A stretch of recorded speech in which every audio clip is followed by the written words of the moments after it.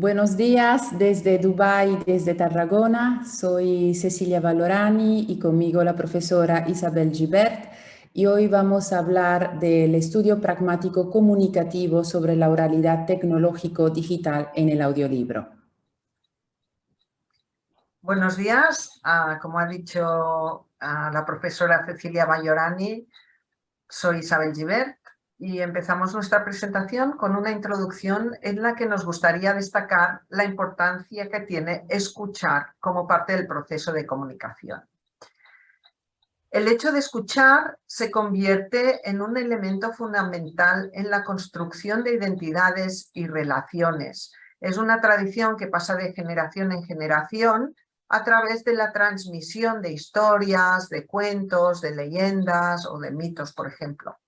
Las lecturas en voz alta se han visto beneficiadas, de hecho, por las condiciones culturales que se están dando en este inicio de siglo.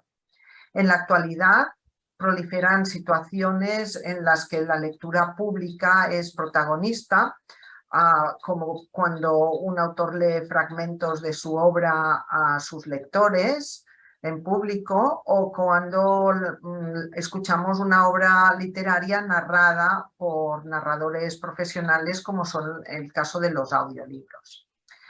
Nos parece clara, pues, la importancia que adquiere en la actualidad investigar el desarrollo de este instrumento, sobre todo porque su potencial crece sin cesar y ya se han publicado más de 71.000 títulos narrados en audiolibro.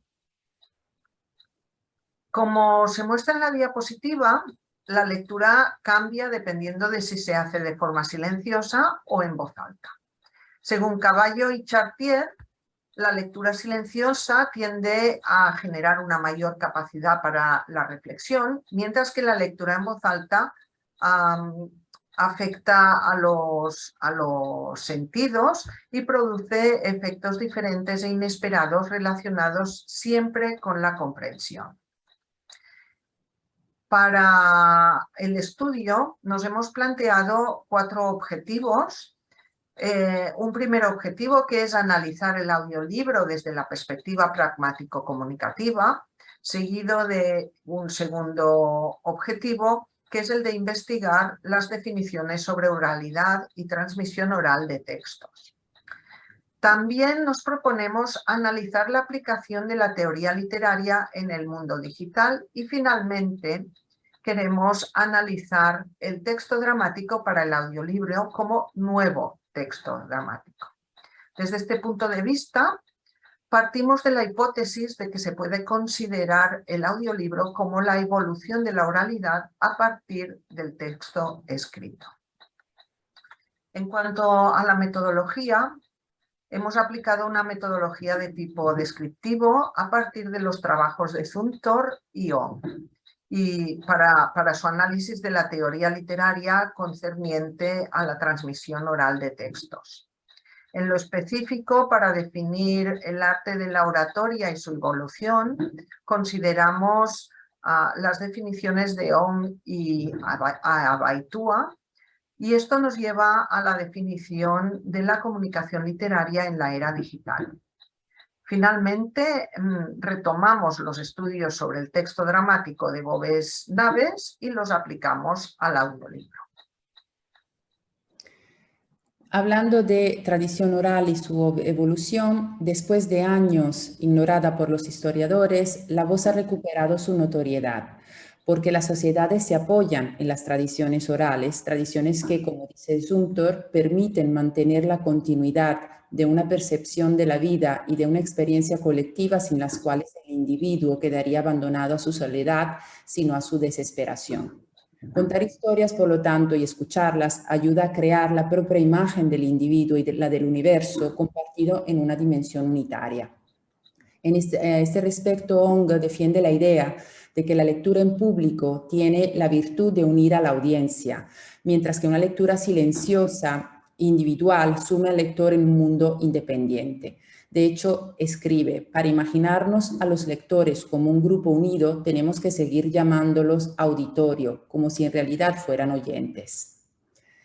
En la siguiente diapositiva aquí vemos, partimos del esquema sobre la comunicación lingüística de Jacobson y podemos establecer una comparativa entre la comunicación oral, la comunicación escrita y el texto realizado en formato de audiolibros. Aquí en el último esquema podemos ver cómo un texto oralizado parte de un texto escrito, por lo tanto un texto fijo, y luego viene grabado, ¿no? Es un texto oralizado y que resulta ser también fijo porque da la posibilidad, ¿no?, de volver a escuchar exactamente la misma grabación.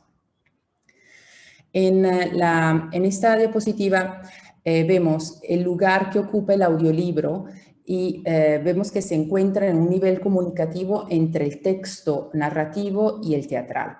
Si visualizamos los niveles comunicativos de cada género en una relación horizontal o vertical entre el emisor y el receptor, detectamos que el nivel comunicativo del texto narrativo es horizontal, es decir, se establece una línea continua, directa, que conecta el lector con el autor con el lector. Ahora bien, en el texto teatral, la relación que se establece es a un nivel comunicativo horizontal y vertical, es decir, combina la representación y la interacción que hay entre los actores en la escena y la presenciada por el espectador en el público.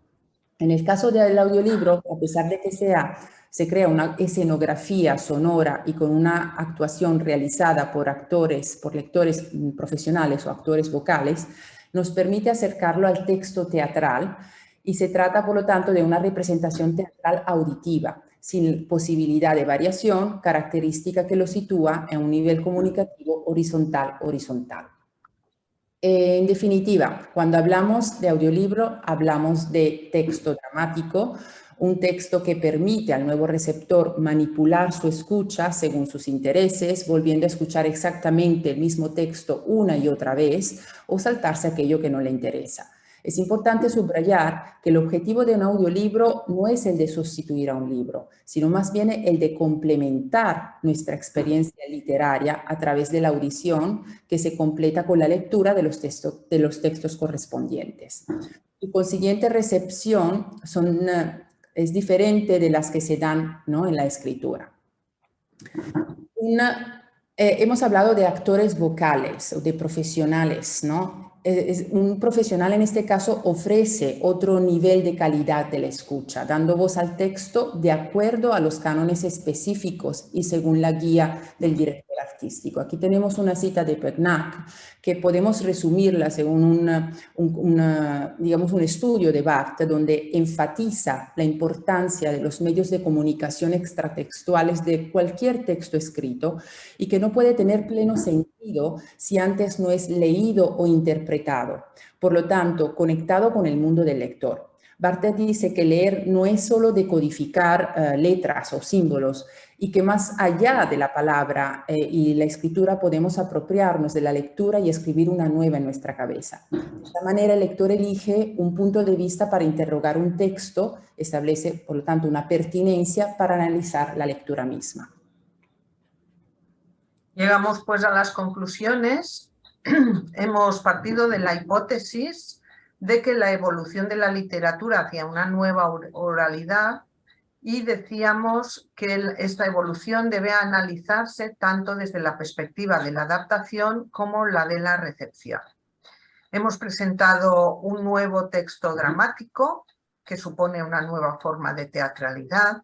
Decimos nueva en tanto en que se trata de una representación auditiva sin variaciones. Es un texto espectacular, reproducido por actores vocales, sonidos, música y efectos de voz, gracias a un narrador profesional que transmite los matices del texto, matices imposibles de transmitir de otra forma. En definitiva, la fortaleza de este recurso está en el carácter del narrador, su calidad y expresión, su profesionalidad, sin olvidar que el objetivo de un audiolibro no es el de sustituir a un libro, sino complementar nuestra experiencia literaria a través de la audición. Y hasta aquí lo que queríamos contar. Para cualquier consulta pueden escribirnos o dejar un comentario. Gracias. Muchas gracias.